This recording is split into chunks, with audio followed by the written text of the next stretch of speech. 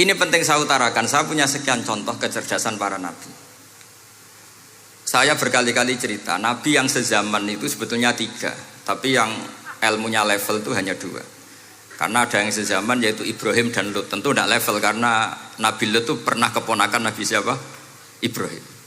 Kedua Nabi Musa dan Nabi Harun. Tapi ini juga agak level karena Nabi Harun jadinya Nabi itu karena proposal Nabi Musa. Jadi proposal mulai dulu ya ada. Nah, Nabi Musa kita tahu adalah Al-Sak. Al-Sak itu kalau ngendikan itu lesannya agak cedul ya. Cedul. Ini nanya jejer ke sana. Jadi kalau nggak bisa tanya ya. Bahasa Arabnya pokoknya al-fak, cedul ya. Cedul. Karena masyhur ya kita tahu cerita itu Musa yang kecil itu sebeling, itu nak digendong Fir'aun itu dijabuti jenggote. Padahal masih kecil. Sesuai Fir'aun curiga dasar Bani Israel. Lama-lama dia memutuskan sepatah ini aja ini jelas darah-darah Israel. Kita tahu Fir'aun adalah orang Kipti, orang Mesir. Setelah berkali-kali gitu terus tanya gini sama Asia, ini anak ini sudah bisa mikir, memang dasar Bani Israel jadi gak suka orang Kipti. Orang bah cah cilik biasa gak masalah. Sehingga terus dites ada jamroh, ada bara api sama apel. Sebetulnya Musa ini sudah tahu mau ngambil apel, tapi kalau dia ngambil apel dibunuh sama Fir'aun berarti bisa membedakan. Akhirnya sama Jibril diarahkan ngambil apa? Api, jamroh tadi. Akhirnya agak ditelan terus menjadi lesannya apa? Cedul. Sampai sepuh jadi nabi tetap begitu. Makanya beliau ngendikan Rabbis shrahli sadri wa yassirli amri wahlul 'uqdatam min lisani yafqahu qawli. Terus proposalnya itu tadi waj'alli waziram min ahli Haruna akhi. Sebagian ayat lebih jelas lagi yaitu wa akhi Harun huwa afsahu minni lisanan fa arsilhu ma'iyya rid ayyusaddiquni. Jadi dan saudara saya Harun lebih fasih berbicara daripada saya. Jadi kualitas ilmiahnya bagus Musa tapi jubirnya itu Harun.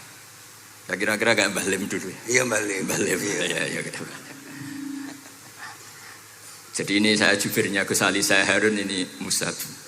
Maksudnya kaya karena sudah ada nabi. Singkat cerita karena Musa itu agak alsak sehingga Harun ini ya nggak levelnya. Padahal sezaman, sehingga ya nggak pernah bantah-bantahan, nggak pernah adu argumen.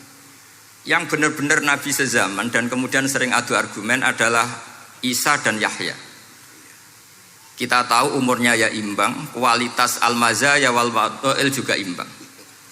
Nabi Isa kita tahu wa yukallimun nasa fil mahdi wa kahla. Mulai kecil bisa ngendikan, ya sudah pinter. Nabi Yahya kita tahu ya Yahya khudil kitabah bikuwah wa atainaul hukma sabiyya. Jadi sama-sama pintar. Wa hananan min ladunna wa zakah wa kana taqiyya. Itu dua beliau ini menjadi satu manhaj besar dalam Islam. Itu kalau main ke salah satu kampung, itu Nabi Isa tanyanya aneh. Aina syirarun nas? Orang-orang yang jelek-jelek itu di mana? Orang-orang fasik itu rumahnya mana? Kalau Nabi Yahya tanya aina khiyarun nas, orang-orang baik itu di mana? Akhirnya dua beliau ini saling berargumentasi. Kenapa kamu tanya aina syirarun nas? Terus Nabi Isa katanya, lah kenapa kamu tanya aina khiyarun nas? Terus kata Nabi Yahya, enak kancanan wong soleh, gak ruwet kan? Kancanan wong soleh itu kan enak, gak dibodoni, gak ruwet. Pemene kancanan wong mati, sering bodoni gitu. Masyhur itu cerita Gus Dur, Gus kenapa sering ziarah? Sekancanan wong urip sumpek. Iya. Wong mati gak tau bejo. Wong mati ora tau bejo. Ini teman ziarahnya Bapak. Wong mati ora tau bejo. Ya. Itu ya ini santai-santai saja, rileks saja. Karena saya sudah tahu mau ngomong apa. Nanti kalau ingin serius ya ngaji sama saya, harus khatam biar enggak jadi korban kama sayati sama kama takoddam. Akhirnya Nabi Yahya gantian tanya, kenapa kamu tanya aina syirarun nas? Itu masyhur beliau. Ini dalam kitab Tabaqatul Asfiya karangan Abu Nu'aim al-Asfihani. Riwayat Sufyan bin Uyainah, gurunya Imam Syafi'i. Jawabnya Nabi Isa unik. Ana an-nabiyyu, saya ini nabi. Biman zilatit tabib. Nabi itu ibarat dokter. Udawil mardo. Di mana-mana dokter itu cari orang sakit. Makanya di NU itu banyak kiai-kiai yang nangani orang-orang fasik. dakwah ning gone wong nakal-nakal itu ya ada khazanahnya, asal gak keterusan katut gitu saja. Jadi kalau kamu niru Gusmi itu sebenarnya konsepnya satu, asal ada bukti jadi wali dan tidak katut. Kalau ndak ya sudah usah. Gak usah wae kata Gus Ali sudah. Kalau gak kelasnya jangan. Sehingga dua beliau itu jadi khazanah besar. Misalnya Anda jadi kiai di daerah-daerah yang Islamnya sudah maju. Mungkin Anda ini hanya mendapat fasilitas dari Islam. Makanya saya sendiri secara pribadi, misalnya kecelok pinter, tah ranking, tah juara musabaqah tilawatil Quran, kadang dari sekian prestasiku untuk umroh mendapat. Karena kita punya prestasi di daerah yang prestis. Sementara teman-teman kita, makanya ini kalau ada santri progresif yang nggak pinter, tak kasih ijazah, tak kasih support. Barokahnya tidak pinter, akhirnya hidup di daerah tertinggal. Barokahnya hidup di daerah tertinggal, Anda muassisul ma'had, Anda muassisul masjid. Sing prestasi hanya mendapat dari negara, yang tertinggal malah memberi kontribusi. Akhirnya apa? Lama-lama ini yang prestasi coro Jawa ngatok tomak. Saya dapat apa? Sementara yang di desa tertinggal, saya bisa memberi apa? Sehingga Allah bikin wong bodoh itu ada rencana besar itu kira. Jadi mau orang bodoh itu gak ada orang-orang santri yang hidup di daerah-daerah apa? Tertinggal. Aman golek prestasi, golek umroh, terus ambisi ngimami masjid haram barang. Terus kapan dakwahnya? Karena yang diburu itu mendapat, bukan memberi.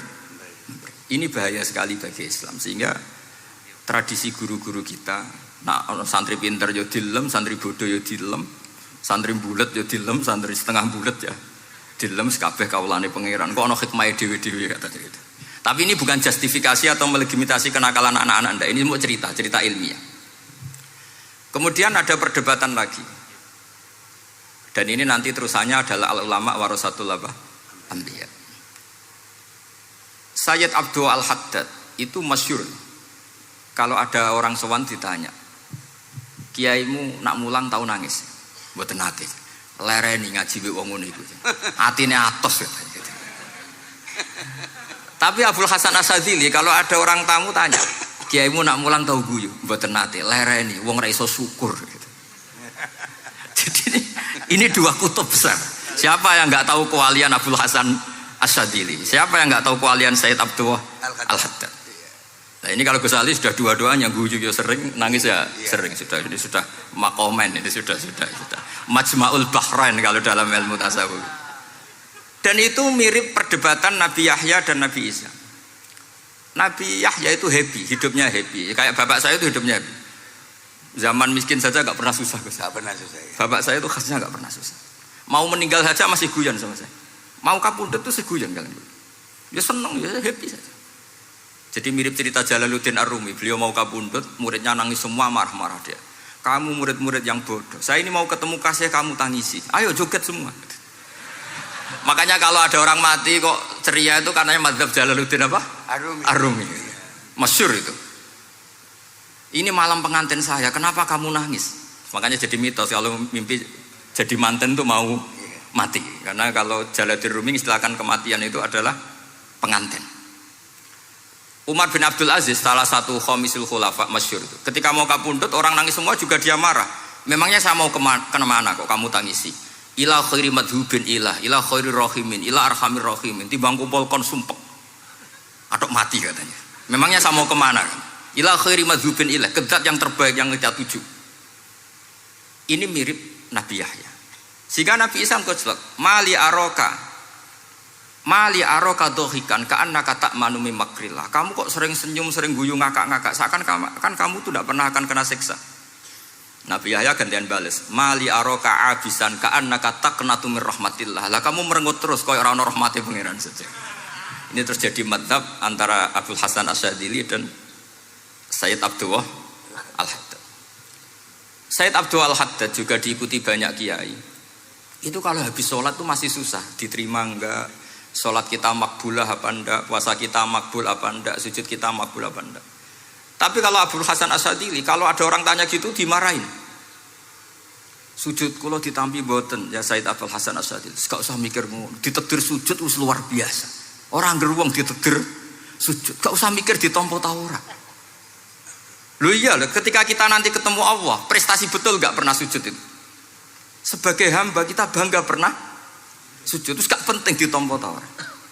Bahkan kalau anak-anak muda ini kepengen ditompo niatnya elek, ditompo digajar pangeran, terus mlebu swarga, terus sama bidadari gitu. Jadi muni ditompo tapi pikirannya sudah ngayal macam-macam. Kalau mazhab Abul Hasan Asyadzili tidak. Sehingga kitab Hikam, kita tahu kitab Hikam itu adalah dikarang Ibnu Athaillah As-Sakandari, dia muridnya Abdul Abbas Al-Mursi, dan ini terus muridnya Abul Hasan Asyadzili. Itu cerminan Syadziliyah murni.